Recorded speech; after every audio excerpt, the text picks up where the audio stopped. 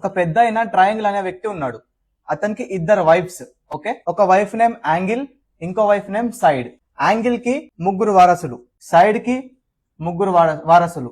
Angle కి పుట్టిన వాళ్ళే acute angle triangle, obtuse angle triangle, right angle triangle. వాళ్ళ గురించి మర్చిపోదాం. ఇందులో ఈ ముగ్గురు కొడుకులలో రైట్ యాంగిల్ కి పుట్టిన వాడే ట్రిగ్నోమెట్రీ. సో రైట్ యాంగిల్ అంటే ఇలా ఉంటుంది అనమాట. Any one angle should be 90 degree. ట్రిగ్నోమెట్రీకి మళ్ళీ 6 మంది వారసులు పుట్టారు, వాళ్ళే వీళ్ళు.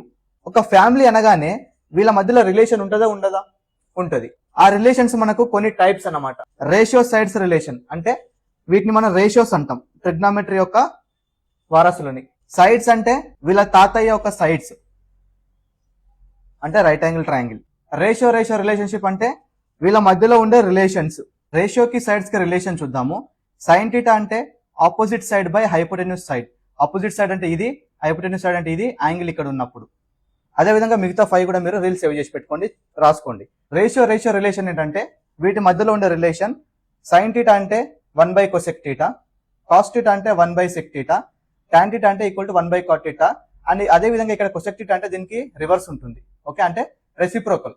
Cosec theta equal to 1 by sine theta, sec theta equal to 1 by cos theta, cot theta equal to 1 by tan theta. So reciprocal. ఇక్కడ కూడా చూడండి మీరు, ఆపో బై హైపో, కొసెక్ అంటే హైపో బై ఆపో. సో ఈ విధంగా రెండు reciprocal ఉంటాయి.